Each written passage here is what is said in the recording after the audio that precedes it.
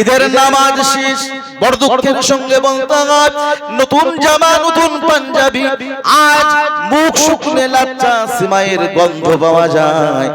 ওই ছেলেগুলো আজ 3-4টে মেয়ে বাইকে তুলে রাস্তায়, পার্কে, রেস্টুরেন্টে, ব্রিজের মাথায় জেনার পরিবেশ তৈরি করে। ঠিক না বল? সুবহানাল্লাহ। আদা বাটা বাটা কবরে গিয়ে 3-4টে করে মেয়ে বাইকে যাবে। ঠিক বলছ না? কথা বলে না বাঙালি। কারা তারা?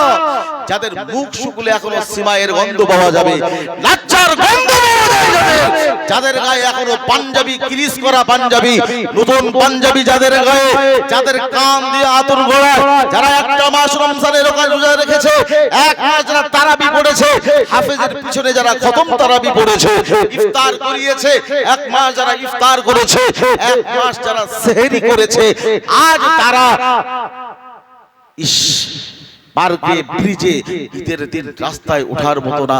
খোদার কসম করে বলছি, আজ ঈদের দিন মুসলমান ডিজে বাজিয়ে তারা মঞ্চ তৈরি করে ঈদের দিন এবং ঈদের আগে চাঁদ রাতে ঈদ মানায়, খুশি মানায়।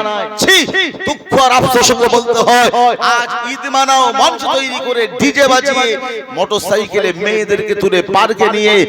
ছি, আল্লাহর কাছে কিয়ামতের দিন কি জবাবদিহি তুমি করবে? এক মাস রোজা রেখেছো, শাওয়াল চাঁদ উঠেছে, শয়তান লজ্জায় হাসে আর আল্লাহরে বলে, আল্লাহ এক মাস তুমি আমার বেঁধে রেখেছিলে, আমার দোষ দিতে পারবে না আল্লাহ।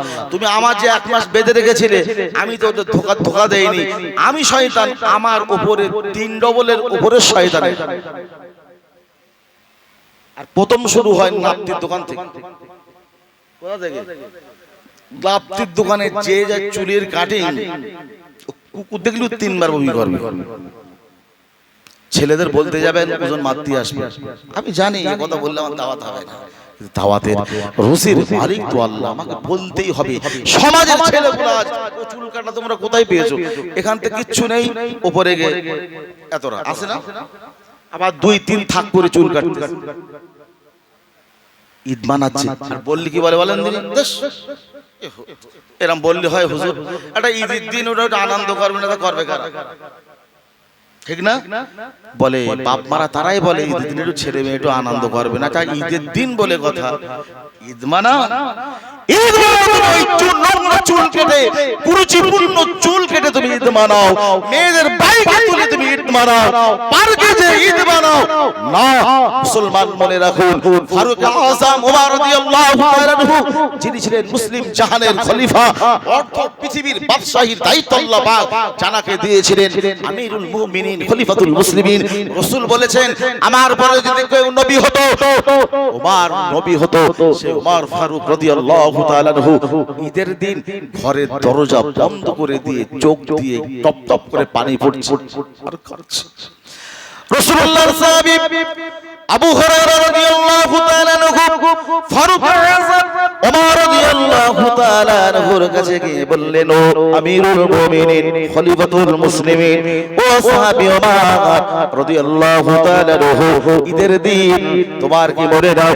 আজ ঈদের দিন, খুশির দিন, আনন্দের দিন। ও ওমর, কেন তুমি কাঁদো? আজকে চোখ দিয়ে কেন তুমি পানি পার করে কান্না করো? ওমর রাদিয়াল্লাহু তাআলা আনহু বলেছিলেন, ও রাসূলুল্লাহর সাহাবী আবু হুরায়রা রাদিয়াল্লাহু তাআলা আনহু, ওই মানুষের জন্য ঈদ, ওই মানুষের জন্য খুশি যে মানুষটা 1 মাস রোজা রেখেছে, 1 মাসের রোজা যার কবুল হয়েছে, তার তো আজকের দিন খুশির দিন, আনন্দের দিন। আমি ওমর, আমাকে আল্লাহ জান্নাতের সার্টিফিকেট দিয়ে দিয়েছে, আবার আমার আল্লাহ চাইলে সার্টিফিকেটটা আমার আল্লাহ কেড়ে নিতে পারে। আমি ওমর, আমার রোজা যদি কবুল না হয়, আমি ওমরের জন্য আজ খুশি না। আর আমরা ঈদ মানাচ্ছি, বলছি ঈদের দিন। ওই শয়তানকে আবার আল্লাহ বলল যে শয়তান আমাদের ধোঁকা দেয়, বোকা বানায়, পার্কে নিয়ে যায়, যেটা পরিবেশ তৈরি করে দেয়। পাক আপনাকে গুনাহ করায়। মসজিদে মুয়াজ্জিন যখন ডাকে হাইয়া আলাস সালাহ, এসো নামাজের মধ্যে সফলতা, নামাজের জন্য মসজিদে ডাকে, ওই মানুষটা মসজিদে না এসে সোজা মোড়ে দিয়ে চায়ের দোকানে বসে চা খায়। শয়তান তাকে মসজিদমুখী করতে দিল না, মসজিদমুখী হতে দিল না, ওকে মসজিদে আসতে দিল না। জলসায় আসবে, নবী আমার বলেছেন কোরআন হাদিসের কথা আলোচনা যেখানে হয় সেটা জান্নাতের বাগান। এখানে বসলেই জীবনের সগেরা গুনাহগুলো মাফ। আপনারা বলবেন হুজুর এত সহজেই মাফ হয়ে যাবে?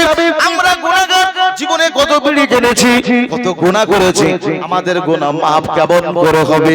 আপনি কি জানেন আমাদের একটা পরিচয় আছে, আমরা হলাম আখিরি নবীর উম্মত।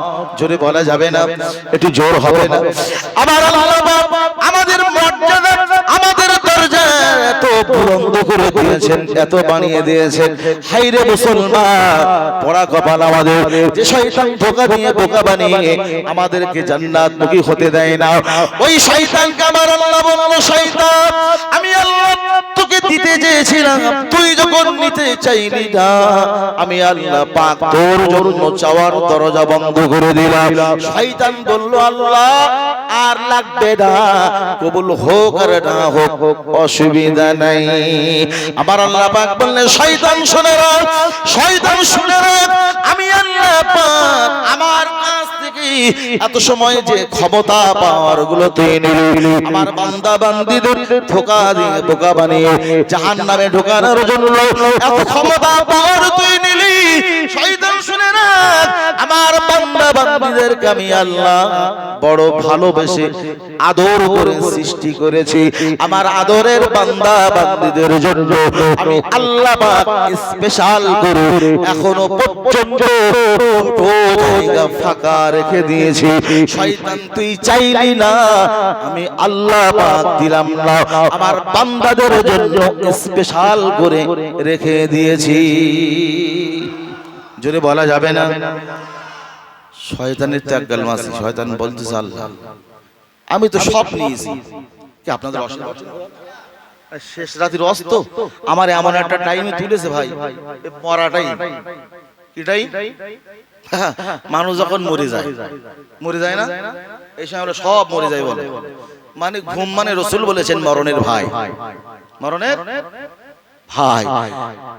কারো ঘুম লাগতেছে, কেউ একটু বিড়ি টিড়ি খায় তাও যেতে পারতেছে না, অস্বস্তি লাগতেছে। যারা বিড়ি খায় তাদের কত কষ্ট হচ্ছে, তারপরে চুপ করে বসে রয়েছে, ঘুমের সঙ্গে ফাইট, আর এদিকে চা বিড়ি সব বন্ধ, কি একটা অস্বস্তির মধ্যে। আর এই সময় ওয়াজ করা বড় কঠিন, যার কারণে এদিক ওদিক করে এখন সরাসরি কোরআনের কথা যদি বলি তো একটা শ্রোতা থাকবে না, ওই মাইক নিয়ে আমার এক, যার কারণে এদিক ওদিক করে করতেছি। ভাব কিছু মনে করেন না, কষ্ট পাচ্ছেন না? থাকবেন তো আপনারা শেষ পর্যন্ত, আর কথা বলেন থাকবেন তো? সবাই ওয়াদা করছেন তো? ওয়াদা ভঙ্গ করে তারা কারা? যেটা উঠবে চিনে রাখবেন, নবী বলেছেন মুনাফিকের আলামত তিনটি, কিন্তু আয়াতুল মুনাফিকিনা সালাসাতুন। নবী আমার বলেছেন মুনাফিকের আলামত হলো তিনটি, ইযা হাদাসা কাযাবা, তারা যখন কথা বলে কথায় কথায় মিথ্যা বলে, কথায় কথায়, আর মিথ্যা ঝুড়ি নিয়ে বসিলি এখন মানুষ, ঠিক না? মানে মিথ্যা কথা বলতে মোটেও সময় লাগে না, আর মোবাইলে যা মিথ্যা হচ্ছে ব্যাপক হারে, কথায় কথায় মিথ্যা বলে, প্রসঙ্গ অনেক আলাদা, ও গেলে আবার সাবজেক্টটা অন্যদিকে লাইনচ্যুত হয়ে যাবে। তবে চিনে রাখবেন, যেটা উঠবে মনে করবেন শয়তান ধরেছে, লাইন কাটা, উঠবেন না। একান্ত যদি পেশাব না পায় তাহলে কিন্তু উঠবেন না, উঠলে কিন্তু মুসিবত বলো। আর উঠেছিল যারা, পিছন দিক দিয়ে উঠেছিল যারা, তাদেরকে আল্লাহ রাত্রে বান করে দিয়েছিল। শুয়েছিল কি মানুষ, ঘুম থেকে উঠে দেখে পিছন দিকে বড় একটা লম্বা লেজ, দুই পায়ে দাঁড়াতে পারে না, চার হাত পায়ে দাঁড়াতে হয়। বোর দিক তাকালো, বউ বানর, ছেলের দিক তাকালো, ছেলেও বানর, মেয়ের দিক তাকালো, মেয়েও বানর, কান্না কাটি শুরু হয়ে গেল। ঘর থেকে যে যাবার হয় বানর আর বানর। কোরআন শুনতে উঠে যারা পিছন দিক দিয়ে উঠে গিয়েছিল দাউদ আলাইহিস সালামের জামানায়। আমার আল্লাহ পাক বললেন শয়তান শুনে রাখ, আমার বান্দা বান্দীদের জন্য এখনো পর্যন্ত আমি আল্লাহ পাক দুটো জায়গা ফাঁকা রেখে দিয়েছি। শয়তানের বুঝে আসে না, আল্লাহ সব নিলাম, কোন দুটো জিনিস আমার বাদ পড়ে গেল। আল্লাহ পাক বললেন, শয়তান শুনে রাখ, তুই সব নিয়েছিস কিন্তু নিচে উপরে এই দুটো জায়গা চাইলি না।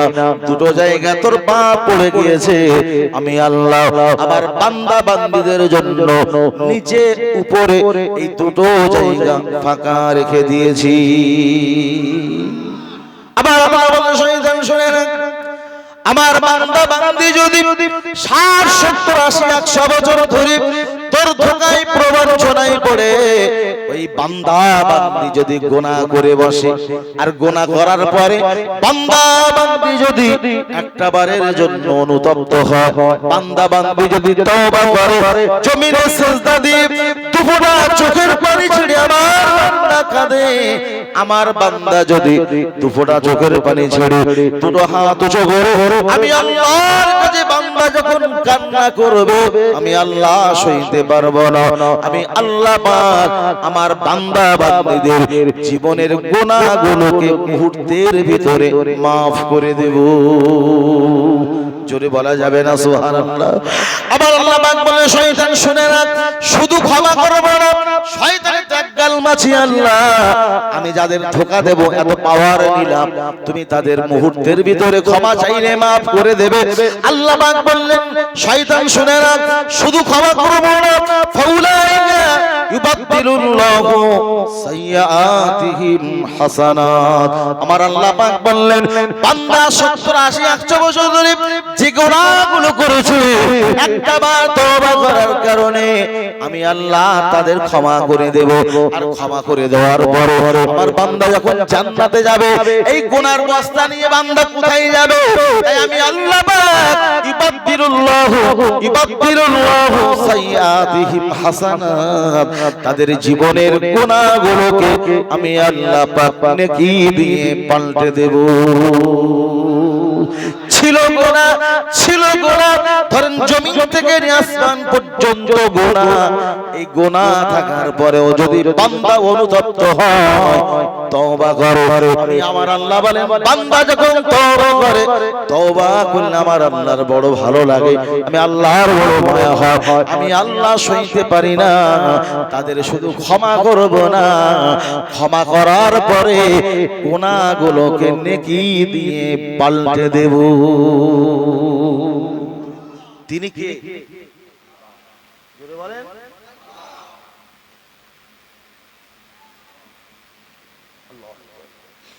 আল্লাহ বললে অসুবিধা আসে নাকি বাপ?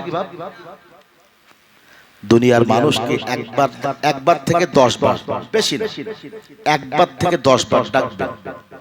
আপনার সঙ্গে যার গলায় গলায় মিল, বন্ধুকে একদিন ডেকে দেখবেন, একবার থেকে 10 বার। কি অবস্থা করে আপনার? এ বন্ধু কোথায় যাচ্ছে? বলছে বাজারে। এ বন্ধু কোথায় যাচ্ছিস? বললাম তো বাজারে যাচ্ছি। এ বন্ধু কোথায় যাচ্ছিস?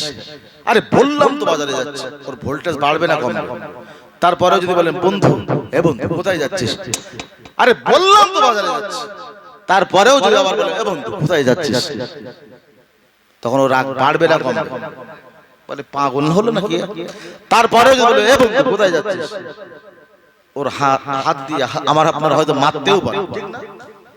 2, 4 বার, 5 বার, 6 বার ডাকলেই কিন্তু বন্ধু রেগে যাবে। যদি আব্বাকে ডাকেন, আব্বা, যে আব্বা আমাদের পরিশ্রম করে খাওয়ায়, আব্বাকে ডাকবেন, আব্বা কোথায় যাচ্ছে? বাবা আমি একটু কলিকাতায় যাচ্ছি। আব্বা কোথায় যাচ্ছে? বাবা আমি কলিকাতায় যাচ্ছি। বাবা, আব্বা কোথায় যাচ্ছে? আরে বললাম তো কলিকাতায় যাচ্ছি। আব্বা কোথায় যাচ্ছে? এ কি বোঝে না? তারপরে যদি আব্বা কোথায় যাচ্ছে, বলে তুই কি পাগল হয়ে গেলে? তারপরেও যদি ডাকেন, এবার 2, 4 বার যদি ডাকেন, কি অবস্থা হবে? বাপের মনে এত মায়া দয়া আছে না নাই? ঘাড়ে করে নিয়ে বেড়ায় ছেলে আমার, কোটি কোটি টাকার মালিক, সন্তান নেই, ওই মানুষটা সুখে থাকতে পারে? লোকের সঙ্গে বলে, আল্লাহ যদি আমার একটা সন্তান দিত, আমার সম্পদের থেকেও আমার দিলটা শান্তি হয়ে যেত। সম্পদ থাকতে পারে, সন্তান নেই, আমার মনে খুব কষ্ট। যার আবার সম্পদ আছে, সন্তানও আছে, সন্তানটা নেক্সট সন্তান না কুসন্তান, ও ঝামেলা আছে না? আবার কারো সম্পদ নেই, মাঠে চাষ করে খায়, কোদাল কুপিয়ে খায়, চারটে ছেলে নামাজি, দিনদার, হাফেজ, আলেম কিংবা মাওলানা, মুহাদ্দিস, মুফাসসির, গ্রামের মানুষেরা ভালোবাসে। অর্থ সম্পদ না থাকতে পারে, ওই পিতা শান্তিতে আছে না? লোকেই বলবে ওর আব্দুল মালিকের সম্পদ নেই, কি হয়েছে? চারটে ছেলে রত্ন, বলে না? সন্তান এটাও বড় নিয়ামত। সেই সন্তান বাপকে যখন ডাকবে, বাপ একটা সময় রেগে যাবে। যে মায়ের মনে এত মায়া, যে মায়ের মনে এত দয়া, যে মা বুকের তাজা দুধগুলো নিংড়ে খাই আমাদের বড় করেছিল, যে মা নিজেকে আমাদের গালে আহার তুলে দিয়েছিল, মাকে যদি বলেন মা ভাত দেন, মা বলবে বস বাবা দিচ্ছি। তারপরেও যদি বলেন মা ভাত দেন, মা বলবে বাবা বস দিচ্ছি। তারপরেও যদি বলেন মা ভাত দেন, মা বলবে বাবা হাতের কাজটা হলেই দিচ্ছি। তারপরেও যদি বলেন মা ভাত দেন, মা বলবে বাবা তোর কি সহ্য হয় না। তারপরেও যদি ছেলে ভাত চাই, মা ভাত দেন, মা বলবে তোর ধৈর্য কি হয়। তারপরেও যদি ভাত চান, মা রাগ হবে না? হবে না? তারপরেও যদি বলেন মা ভাত দেন, মা বলবে পাগল হয়ে গেলে নাকি। তারপরেও যদি বলেন মা ভাত দেন, মা বলবে খাবা, মা বলবে পাগল। তারপরেও যদি ডাকেন, ডাকতেই যদি থাকেন, একবার থেকে 10 বারের অধিকার না, 10 বার পর্যন্ত একদিন ডেকে থাকবেন। মার হাতে ঝাঁটা লাঠি যা থাকবে ছুঁড়েও মারতে পারে। আবার আল্লাহ পাক বললে বান্দা দুনিয়ার বন্ধুকে একবার থেকে 10 বার ডাকলে দুনিয়ার বন্ধু রেগে যায়, বাপকে ডাকলে বাপ রেগে যায়, মাকে ডাকলে তোর মা একটা সময় রেগে যায়। বান্দা আমি তোদের এমন রব, এমন মালিক গো বান্দা, বান্দা আমি আল্লাহ, আমি তোদের রব, আমি তোদের স্রষ্টা।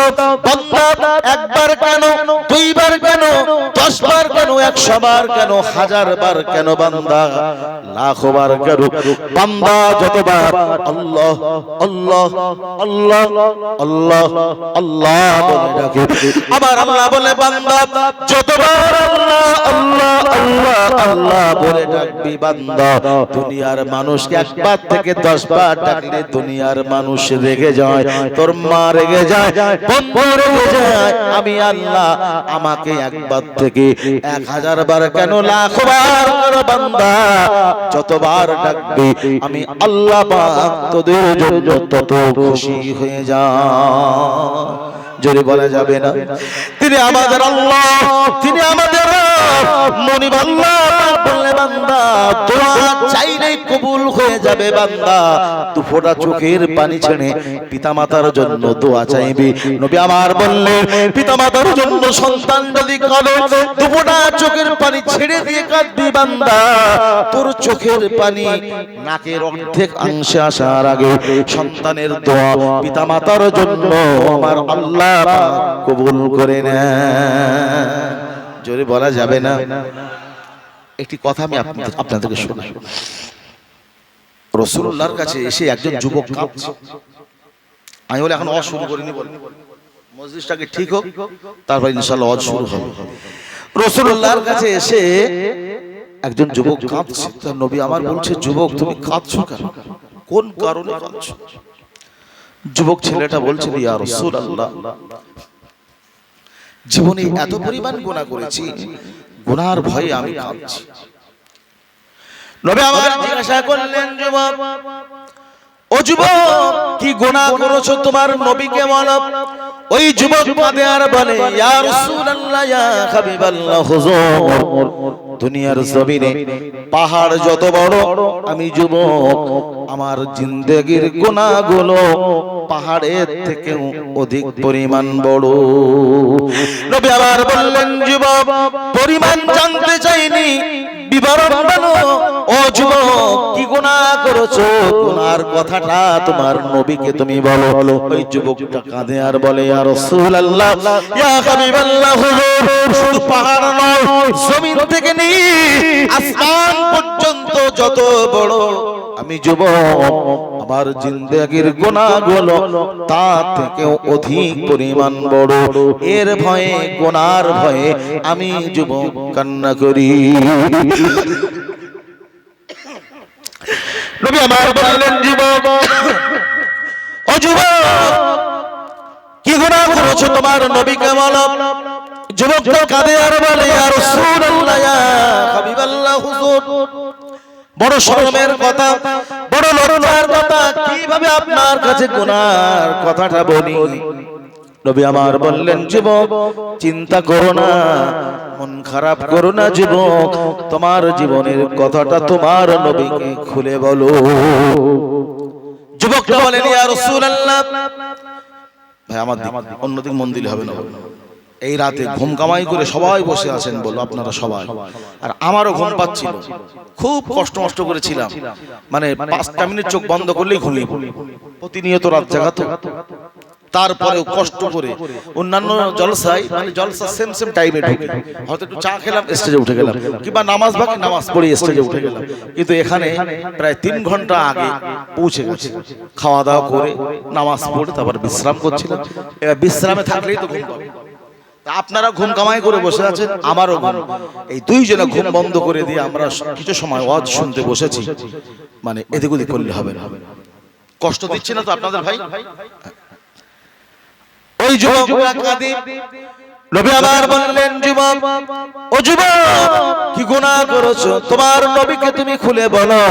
ওই যুবকটা বলেন, ইয়া রাসূলুল্লাহ, ইয়া হাবিবাল্লাহ, হুজুর সাধারণ কোন আমি মানুষ নই, মদিনার মানুষগুলো যখন মারা যায় আমি যুবক ওই মানুষের জানাজা পড়তে যাই, পিছে পিছে যাই, কবরস্থ করতে যাই। কবরটা উদ্দেশ্য হলো দেখে আসা, ওই মানুষটাকে কবর দেওয়া হলো। আমি যুবক কবরটাও দেখে এলাম। রাত যখন গভীর হয়, মদিনার মানুষগুলো যখন ঘুমিয়ে পড়ে, ইয়া রাসূলুল্লাহ, ইয়া হাবিবাল্লাহ, হুজুর গভীর রজনীতে আমি যুবক আস্তে আস্তে উঠে যে ওই যুবকের কবরের মধ্যে ঢুকে পড়ি, মানুষের কবরের মধ্যে ঢুকে পড়ি, মানুষের কবরের মধ্যে ঢুকে পড়ি, গা থেকে কাফনগুলো খুলে দিয়ে ওই মানুষটাকে উলঙ্গ করে দিয়ে কাফনগুলো খুলে দিয়ে মদিনার বাজারে চলে যায়। মদিনার বাজারে বিক্রি করে যে পয়সাগুলো হয়, ওই পয়সাটা দিয়ে আমি যুবক আমার সংসারটা চালাই। নবী আবার বললেন, যুবক এত নিষ্ঠুর তুমি হতে পারো যুবক? একটা মানুষ মরে কবরে চলে যায়, সঙ্গে যায় আমল আর কাফনের কাপড়, কিছুই নিয়ে যেতে পারে না। একটা মানুষ মরে কবরে চলে গেল, গা থেকে কাফনগুলো খুলে নিয়ে লাশটাকে উলঙ্গ করে দিয়ে চলে আসতে পারো, আর সেই কাফন বিক্রি করে খেতে পারো। তোমার মতো নিকৃষ্ট মানুষ আল্লাহর জমিনের উপরে কেউ আছে নাকি? ওই যুবকটা বলেন, ইয়া রাসূলুল্লাহ, ইয়া হাবিবাল্লাহ, হুজুর এটা তো সাধারণ গুনাহ, আমার জীবনের আসল গুনাহ এখনো বলি নাই। কি বলেনি?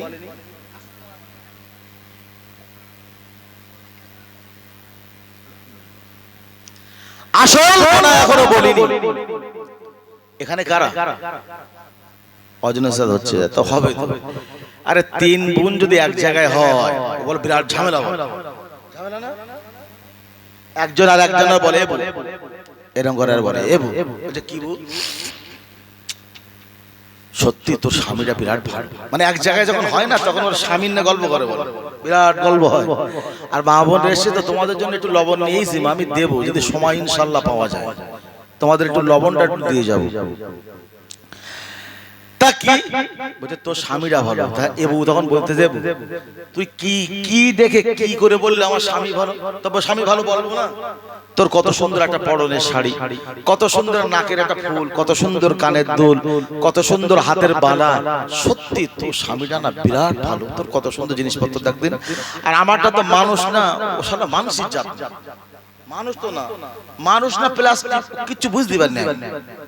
এ বলতেছে বলতে তুই শোন, বলছে কি বল তুই যে বললে আমার স্বামী ভালো, আমার গহনা দেখে, আমার পরনের কাপড় দেখে বললি, শোন বউ শোন, আমার স্বামী গহনা দেয়, হাতে চুড়ি দেয়, নাকের ফুল দেয়, কানের দুল দেয়, শাড়ি দেয়, সব দেয়, মাঝে মাঝে যখন বাজারে যায়, মোড়ের মাথায় যায়, ফুচকা, এগরোল, চাউমিন, মোগলাই, চানাচুর, মিষ্টি আমার জন্য না সব নিয়ে আসে, সব দেয়।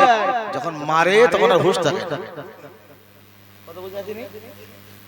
আমার গহনা থেকে বলছিস তুই ভালো, কিন্তু মদ্দালকে তো তুই তো চিনিস নে, ওরা এক জায়গায় হলি, দুনিয়ার কথাবার্তা এক জায়গায়। মা তোমাদেরকে বলবো, মা যদি গল্প না করে তোমরা যদি বসো, ইনশাআল্লাহ তোমাদের বিষয়ে কিছু সাবজেক্ট বলবো, ওয়াজ শুরু করি, তারপর ইনশাআল্লাহ তোমাদের বিষয়ে কিছু কথা বলা যাবে ইনশাআল্লাহ। ওই যুবক বলেন, ইয়া রাসূলুল্লাহ, ইয়া হাবিবাল্লাহ, হুজুর আমি যুবক, জীবনে এই গুনাহ করেছি, আসল গুনার কথা বলি নাই। নবী আমার অবাক হয়ে গেলেন, যুবক হতবাক হয়ে গেলেন।